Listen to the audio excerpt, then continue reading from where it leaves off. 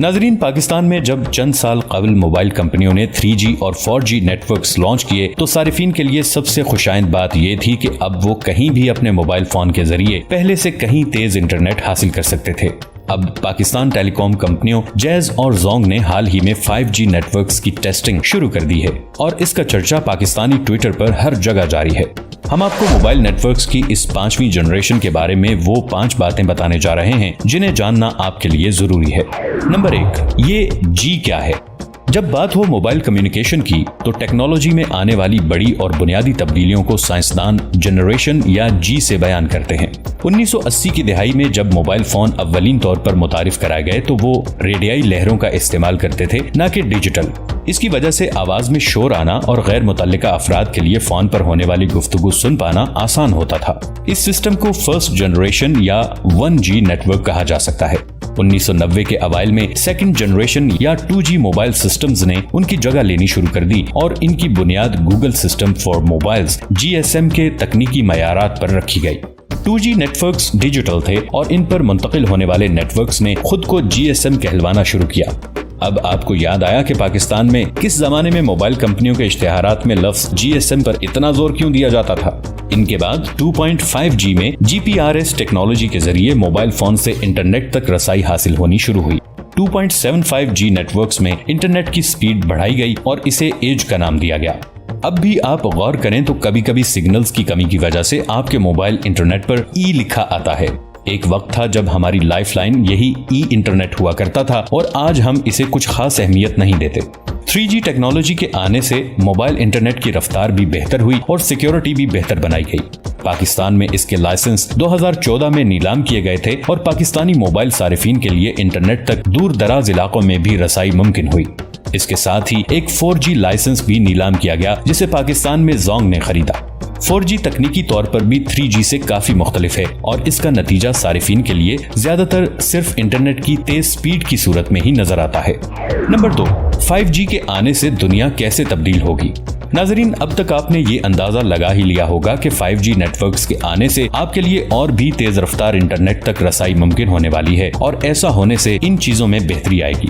High definition یعنی بہترین quality کی وائس اور ویڈیو کالز کر پانا، آن لائن ویڈیوز کو بھی بفرنگ کے وقفوں کے بغیر اعلیٰ کوالٹی میں دیکھ پانا، آن لائن گیمز کھیلتے وقت سست انٹرنیٹ کی وجہ سے دوسروں سے پیچھے نہ رہ جانا۔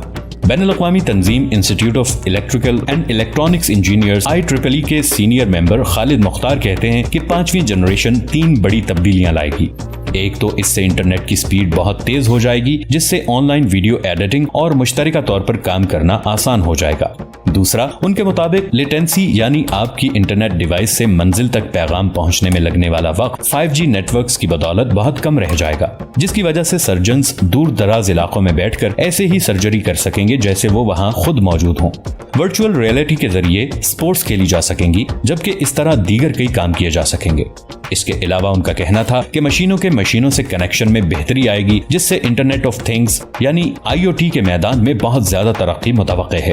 ٹیلی کام ماہر اور 5G ٹیکنالوجی کے محقق ڈاکٹر فیضان قمر کہتے ہیں کہ یہ ٹیکنالوجی انٹرنیٹ آف تھنگز یعنی ہمارے آس پاس کی چیزوں کے ایک دوسرے سے رابطے بہتر کر سکے گی جس سے ہماری گاڑیاں اپنے اندر موجود مسائل خود رپورٹ کر سکیں گی۔ ڈاکٹر اپنے پاس موجود سینسر سے مریضوں کی زیادہ بہتر تشخیص کر سکیں گے۔ ڈاکٹر فیضان قمر ملائیشیا کی یونیورسٹی آف ملایا سے بطور محقق وابستہ ہیں اور 5G کمیونیکیشن ان کی تحقیق کا موضوع ہے۔ ان کا کہنا تھا کہ 5G کے آنے سے یہ توقع کی جا رہی ہے کہ robotics, internet of things, transport, طب اور انسان کے لیے خطرناک شعبوں میں مشینوں کا استعمال کیا جا سکے گا۔ نمبر 3، 5G سے پاکستان کیسے فائدہ اٹھا سکتا ہے؟ ماہرین کہتے ہیں کہ 5G کے بارے میں یہ کہنا کہ یہ صارفین کے استعمال کے لیے بالکل تیار ہے درست نہیں ہے، کیونکہ پوری دنیا میں اس کے حوالے سے ابھی بھی آزمائشیں جاری ہیں۔ ایک عام صارف کے لیے سب سے بنیادی تبدیلی یہی ہوگی کہ ان کے لیے انٹرنیٹ کی سپیڈ پہلے سے کہیں زیادہ تیز ہو جائے گی۔ ماہرین کا کہنا ہے کہ کسی بھی نئی ٹیکنالوجی کے آنے سے یہ دیکھا جاتا ہے کہ اس سے دنیا، معاشرے اور اقتصادیات پر کیا فرق پڑ رہا ہے۔ اگر مجموعی اثر کو دیکھیں تو بالآخر معاشرے پر اس کا اچھا اثر پڑے گا۔ اس نسل کو ابھی نہیں تو 10 سال بعد یا 20 سال بعد ضرور فائدہ ہوگا۔ ٹیلی کام آلات کی تیار کنندہ چینی کمپنی ZTE کے پاکستان میں ٹیکنیکل مارکیٹنگ ڈائریکٹر کامران شاہد سمجھتے ہیں کہ حکومت کو ایسی پالیسیاں بنانا ہوں گی جن کے ذریعے کاروباری برادری 5G کو استعمال کرنے پر قائل ہو سکے۔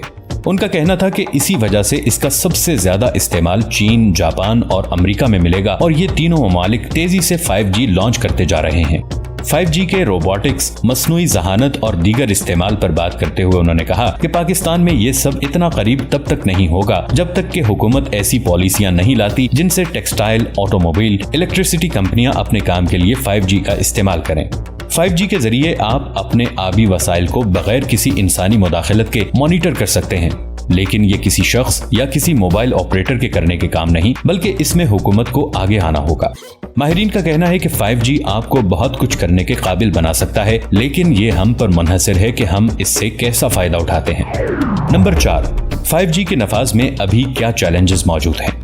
ماہرین کا کہنا ہے کہ پاکستان میں ایک مرتبہ حکومت لائسنس نیلام کرے تو نیٹ ورک کی حد تک تو اسے نافذ کرنا زیادہ مشکل نہیں۔ تکنیکی بنیادوں پر تو اسے آسانی سے نافذ کیا جا سکتا ہے، اور اگر PTA اجازت دے تو یہ عملی طور پر ممکن ہے کہ پاکستان میں 1 سال کے اندر لانچ کیا جا سکے۔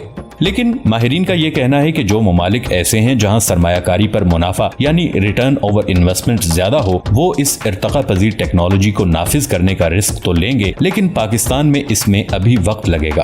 ان کا کہنا ہے کہ ایک مرتبہ ریگولیٹر یعنی PTA فریکوینسی مختص کر دے تو بھی 2021 کے اختتام یا 2022 تک ہی اس کی کمرشل لانچ ہو سکے گی، کیونکہ ایک نیٹ ورک کو لانچ کرنے میں کئی ماہ لگتے ہیں۔ یہاں یہ واضح کر دینا ضروری ہے کہ حکومت پاکستان نے 3G اور 4G لائسنس کی بھی نیلامی کی تھی، جس کے ذریعے حکومت کو کئی ملین ڈالرز کا ریونیو حاصل ہوا تھا۔ ماہرین کا کہنا ہے کہ موبائل آپریٹرز کے لیے یہ بھی اخراجات ہیں جن پر انہیں کام کرنا ہے۔ اس کے علاوہ ان کے مطابق 5G سے ہم آہنگ ڈیوائسز بھی ابھی پاکستان میں اتنی عام نہیں، جس کی وجہ سے اسے مکمل طور پر عمل میں آنے کے لیے کئی سال درکار ہوں گے۔ نمبر 5، لیکن کیا مجھے اس کے لیے نیا ہینڈ سیٹ چاہیے ہوگا؟ چونکہ 5G نیٹ ورکس میں سگنلز کی فریکوینسی موجودہ نیٹ ورک سے مختلف ہوگی، اس لیے انہیں استعمال کرنے کے لیے ہینڈ سیٹس بھی مختلف چاہیے ہوں گے، جس طرح پرانے ہینڈ سیٹس کو 4G کے لیے استعمال نہیں کیا جا سکتا تھا۔ ماہرین کہتے ہیں کہ اس حوالے سے موبائل فون کمپنیاں اپنے 5G سے ہم آہنگ سیٹس تیار کر رہی ہیں، لیکن چونکہ 4G کے موجودہ سیٹ 5G پر کام نہیں کریں گے اور پاکستان میں ابھی بھی زیادہ تر آبادی اسمارٹ فونز استعمال نہیں کرتی، اس لیے عام صارفین کی 5G پر منتقلی میں کئی سال لگیں گے۔ اس کے علاوہ ماہرین کا یہ بھی کہنا ہے کہ اسمارٹ فونز کی بیٹریوں پر تحقیق جاری ہے کہ سگنل کو بھیجنے اور وصول کرنے میں کم سے کم بیٹری استعمال ہو، کیونکہ 5G کی ہائی فریکوینسی زیادہ توانائی خرچ کرتی ہے۔ ایسی ٹیسٹنگ ہو رہی ہے کہ سگنلز کو ایسے بھیجا جائے جس میں کم سے کم توانائی خرچ ہو تاکہ بیٹری کم استعمال ہو۔ فی الوقت موبائل فونز کی بیٹریاں صرف 1 سے 1.5 دن چلتی ہیں، لیکن اسے زیادہ عرصہ چلانے کے لیے تحقیق جاری ہے۔ ناظرین، اگر آپ کو ہماری یہ ویڈیوز پسند آتی ہیں تو ہمارے چینل کو سبسکرائب کر کے ساتھ موجود بیل آئیکن کو بھی ضرور کلک کیجیے گا، اس سے ہماری ویڈیوز آپ کے پاس ایک خودکار طریقے سے پہنچتی رہیں گی۔ اپنا بہت سا خیال رکھیے گا، ملیں گے نئی ویڈیو کے ساتھ، تب تک کے لیے ہمارا اور آپ کا اللہ نگہبان۔